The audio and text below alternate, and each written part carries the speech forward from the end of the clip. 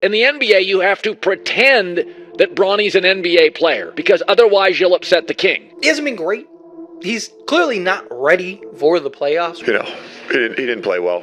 Bronny James getting benched again is starting to feel less like a temporary coaching decision and more like the Lakers quietly sending a message to the entire NBA. Because for months, every conversation around Bronny has come with protection. Protection from criticism, protection from expectations, protection from the reality that comes with being a second-round pick trying to survive on one of the biggest franchises in sports. But now, fans are starting to notice something different. The minutes are shrinking, the opportunities are shrinking, and suddenly people are asking if the Lakers are finally done forcing this experiment before Bronny is actually ready. What makes this situation so uncomfortable is that everybody saw this pressure coming from the second Bronny entered the league. There has never been a rookie with this kind of spotlight attached to him before even proving himself at the NBA level. Most second-round picks can struggle quietly. Most young guards can spend a year in the G League developing without every missed jumper turning into a national debate. Bronny never had that luxury. The second he put on a Lakers jersey, every possession became content for social media. When we get to Bronny James, that kid has done nothing. The kid has done nothing but work hard, try to get on this game and all of this other stuff. Any attention that he's warranted has been because of his daddy. And now the criticism is getting louder because people are starting to separate Bronny James the prospect from Bronny James the story. Those are two very different conversations. The story has always been massive. LeBron's son, historic father-son pairing, Lakers spotlight, media attention every night. But when fans actually focus on the basketball, they keep coming back to the same question. Is Bronny genuinely ready for consistent NBA rotation minutes right now? That's where the benching conversation really starts, because the Lakers are in a weird position. They are trying to compete while also developing a player who clearly still needs time. That balancing act gets harder every single month. Fans can handle development on rebuilding teams, but patience disappears quickly when you're wearing purple and gold and trying to win meaningful games. The thing that's making fans react so strongly now is the timing. Early in the season, everybody expected inconsistency. Young guards struggle, rookie mistakes happen, but now people are noticing that Bronny still looks hesitant offensively for long stretches. The confidence comes and goes. Sometimes he looks aggressive attacking the rim, then the next game he looks scared to force the issue. And in the NBA, hesitation kills young players fast. How are you doing him favors? We know that he's not ready yet. And I'm saying this with compassion. Here's the part nobody is talking about. Bronny's biggest challenge is not skill, it's the environment around him. Because if Bronny James was drafted by a smaller market team with no superstar father sitting courtside every night, the entire conversation would be calmer. Fans would say, okay, he's raw, athletic, defends hard, still developing offensively. That would be the narrative. Instead, every single game becomes either proof that he belongs or proof that he's only there because of LeBron. That pressure changes everything. Every bad shooting night becomes a headline, every turnover trends online, every benching turns into a conspiracy discussion about whether the Lakers are finally treating him like a normal player.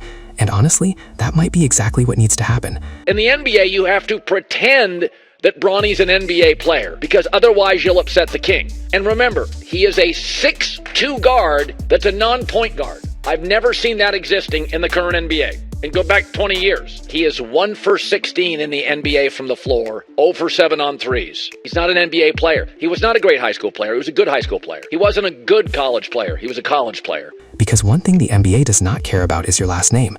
Eventually, production matters. Coaches can protect confidence for a while. Organizations can manage narratives for a while. But when rotations tighten and games matter more, young players either earn minutes or they don't. That's the reality Bronny is slowly running into now. And to be fair to him, there are flashes. Defensively, the effort is there, the instincts are there. He competes hard on the perimeter, he moves his feet well, he understands positioning better than a lot of young guards his age. You can tell he grew up around elite basketball IQ. There are moments where you see why teams were intrigued by his upside. But offensively, that's where the questions still pile up. Bron loves playing with Bronny. I think that's one of the Lakers' best selling points. And it's also why Bronny is one of the highest value second round picks ever, if Bronny's going to be a part of the rotation. The shot creation is inconsistent. The confidence handling pressure defender still wavers. He doesn't consistently pressure defenses downhill yet. And the biggest issue is he still doesn't fully know what his offensive identity is at the NBA level. Is he a catch-and-shoot role player? Is he a secondary playmaker? Is he a defense-first guard? Is he supposed to become an athletic slasher? Right now, it feels like he's stuck somewhere between multiple roles instead of owning one specific thing. And that confusion is dangerous for young guards, because NBA coaches love clarity. If a coach knows exactly what you bring every night, you can survive. But if you're still trying to figure yourself out while also learning NBA speed, NBA spacing, and NBA physicality, the game can overwhelm you quickly.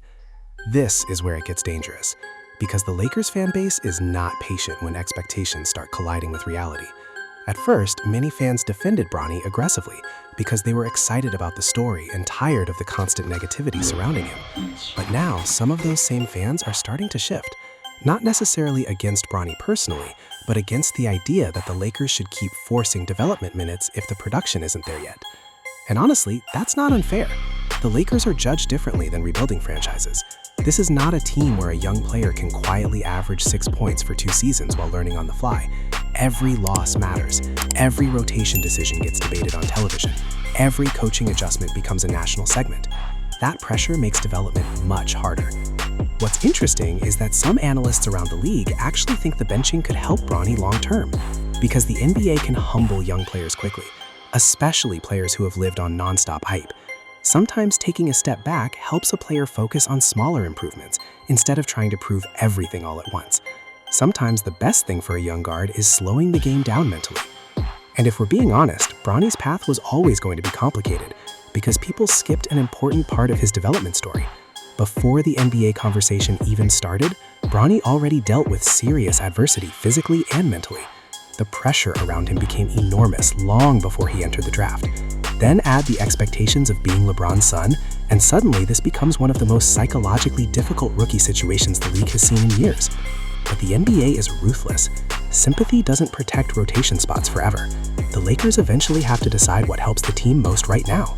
And that's why fans are reacting so strongly to the recent benchings. They're wondering if the organization is finally prioritizing basketball reality over narrative management. Because make no mistake, the Lakers absolutely understood the marketing side of drafting Bronny. The attention was massive immediately. Jersey sales exploded, media coverage exploded, social media engagement exploded. The father-son storyline became global news. That was never accidental. But eventually, basketball takes over. Eventually, the games become bigger than the headlines. And some fans are now pointing at the numbers. Limited scoring bursts, inconsistent shooting percentages, long stretches without offensive impact, rotations where other young players seem more comfortable offensively. That's what fuels the criticism, not the name, the production.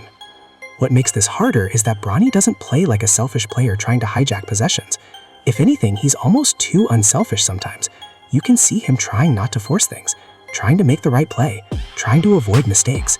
But ironically, that cautiousness can make young players disappear on the court. NBA coaches want decisiveness. Even mistakes look better when they come aggressively. That's why some people inside basketball circles still believe Bronny's best development path might involve more consistent G League reps rather than scattered NBA minutes.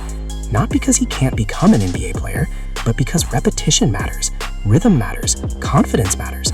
Young guards improve by playing through mistakes, not by constantly worrying whether every missed shot will trend online. This is where young players usually make a mistake. They start playing scared of criticism instead of playing instinctively. And once that happens, everything slows down mentally. The shot takes longer, the reads take longer, the reactions take longer. NBA defenders immediately smell that hesitation. The scary part for Bronny is that his mistakes get amplified more than almost any other young player in basketball. Fans clip every turnover instantly. Debate shows analyze every benching. Social media compares him to players drafted after him constantly. That environment can crush confidence if a player starts internalizing it too much. At the same time, though, there are still reasons people around the league remain optimistic about his future. The athletic tools are there, the defensive mentality is there, the work ethic has been praised repeatedly, coaches consistently talk about his professionalism, teammates seem to genuinely respect him. None of that guarantees success, but it matters. And honestly, the LeBron factor cuts both ways. Yes, it creates pressure, but it also means Bronny has access to knowledge, preparation habits, and basketball mentorship that almost nobody else in the league has. Growing up around elite basketball minds matters. Seeing how professionals prepare matters. Understanding NBA expectations from childhood matters. The issue is that fans don't care about potential forever. Eventually, they want visible growth. They want confidence. They want impact. And right now, the Lakers fan base is split between two groups. One group believes Bronny simply needs time and patience. The other believes the Lakers pursed him too quickly because of the storyline surrounding him. And that divide is getting louder every week. What also makes this situation fascinating is how it affects LeBron himself. Because whether people admit it or not, there's emotional pressure attached to all of this. LeBron has spent years publicly supporting Bronny, defending him, encouraging him, and pushing the dream of playing together. So every criticism of Bronny indirectly becomes part of the LeBron conversation too. That creates another layer of tension around the Lakers organization. Because if Bronny struggles, people start debating whether the Lakers made basketball decisions or publicity decisions. And once that conversation starts, it becomes very difficult to quiet down. At the same time though, benching Bronny could actually help remove some of the unfair expectations surrounding him. Because right now, people are judging him against impossible standards. They're not comparing him to normal second-round rookies, they're comparing him to the entire weight of the LeBron legacy. Nobody survives that comparison immediately. And maybe that's why this current stretch feels important. For the first time, the Lakers might finally be treating Bronny less like a protected storyline and more like a regular young NBA player fighting for minutes. And honestly, that might be the healthiest thing for his long-term development. Because if Bronny eventually succeeds, it has to happen authentically. Fans have to believe he earned it. Teammates have to believe he earned it. Coaches have to believe he earned it. The NBA locker room cannot pot fake status instantly. Respect in this league comes from production and consistency. The good news for Bronny is that he's still extremely young. Guards develop at different speeds constantly. Plenty of NBA players look lost early before eventually figuring it out. The league is filled with examples of players who needed time physically and mentally before the game slowed down for them. But the Lakers don't operate on slow timelines. That's the problem. Every season carries urgency. Every rotation decision gets magnified. Every developmental setback becomes public conversation. And now fans are starting to wonder if the organization is finally prioritizing winning over protecting the narrative. Which leads to the real question hanging over all of this. If Bronny James wasn't LeBron's son, would the Lakers still be giving him this exact same opportunity and patience level right now? Because depending on how people answer that question, it completely changes how they view every benching, every rotation decision, and every minute Bronny plays moving forward.